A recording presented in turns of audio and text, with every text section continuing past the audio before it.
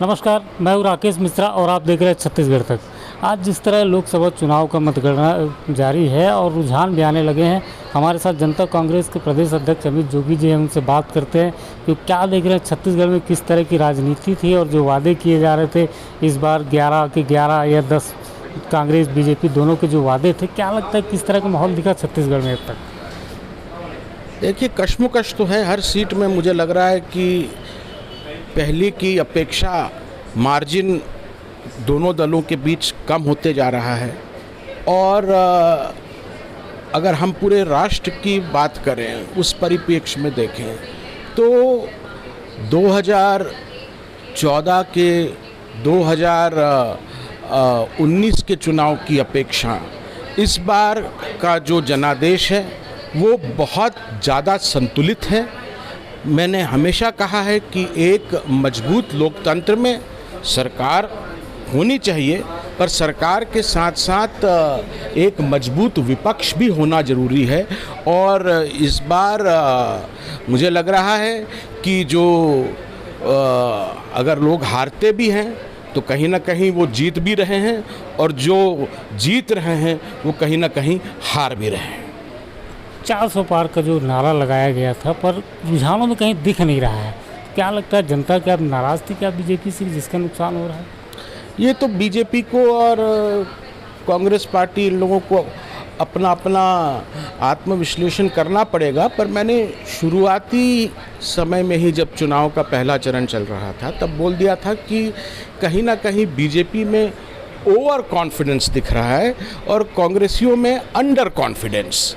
अगर थोड़ा और दम लगाते तो शायद नतीजे बदल भी सकते थे, क्योंकि जनता ने इस बार कोई लहर के कारण वोट नहीं दिया।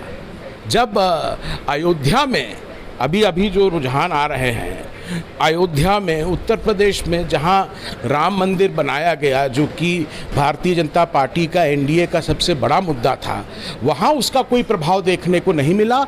तो ये बात तो सिद्ध है कि जो भारत देश है वो यूनिटी इन डाइवर्सिटी वाला देश है, वसुदेव कुटुंबकम की भावना रखने वाला देश है, आपसी भाईचारा रखने वाला देश है। और जो लोग भी नफरत की राजनीति करेंगे, इस भाईचारे को बांटने की कोशिश करेंगे, लोगों के बीच एक दूसरे के प्रति रोष भरने की कोशिश करेंगे, देश लंबे समय तक उसको स्वीकार नहीं करेगा।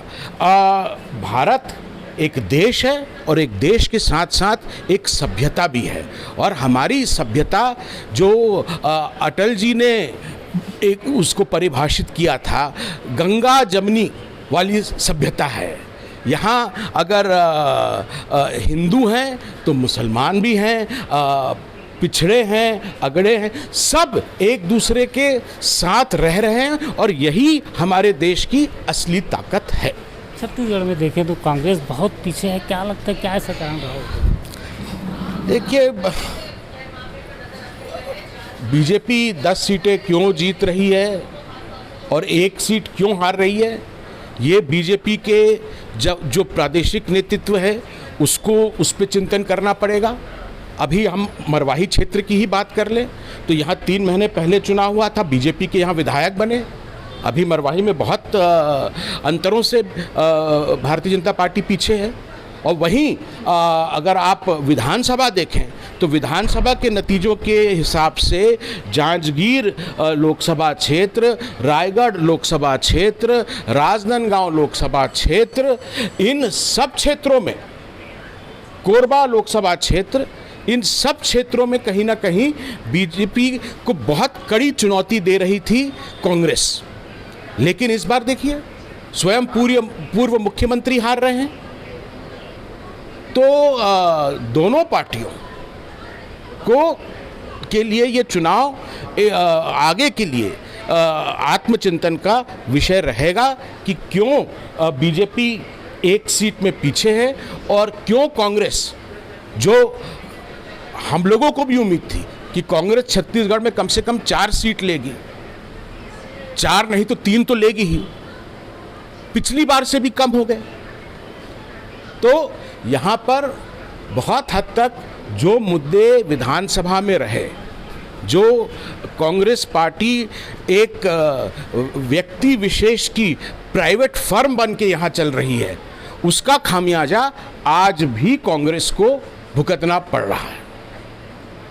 ये हमारे साथ जनता कांग्रेस के प्रदेश अध्यक्ष अमित जोगी जी थे, जो बता रहे थे कि दोनों दलों को आत्मचिंतन की ज़रूरत है, तभी देश में राज कर पाएंगे। छत्तीसगढ़ तक के लिए राकेश मिश्रा, पेंड्रा।